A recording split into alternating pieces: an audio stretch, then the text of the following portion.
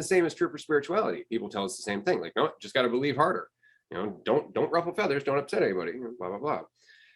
You mentioned that you broke up with your girlfriend, that your major in school didn't work out for you, and that you more or less had to shake up your life and decide to change things. Going through that process is never easy, in my opinion. I think I've started my life over probably 6 or 7 times easily that I can remember. But each and every time, regardless of how painful it's been, I have discovered a new version of myself, or a new level of freedom, realization, recognition, ease, whatever you want to say. Did you experience that as well? I know you did to some degree, but I would say that, do you think that it's necessary for that kind of collapse to happen? Do you think it has to be a full collapse of everything just going to shit? Or do you think that we can recognize the potential of it going to shit so well that we can actually change direction before it falls apart? It's a great question. I think that we can, it doesn't have to be a full collapse, but for many people it is, because of how tightly they hold on to things, narratives, right? So it does have to come to that full collapse. It really does.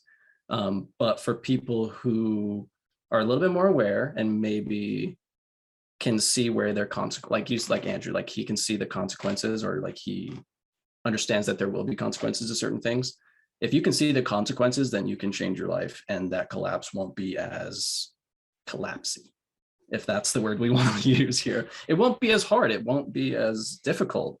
And I've dealt with several, as you put them, like restarting your life type of events. And usually it sends you into a full spiral of depression, and like, who am I? What am I supposed to do now? Like, I have no worth, I have no value, blah, blah, blah.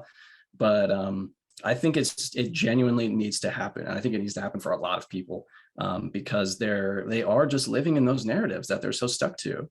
And so, yeah, the one thing that I learned so much from losing my girlfriend, or like dropping out of college and just coming back home, was that I was held on to that narrative for so long.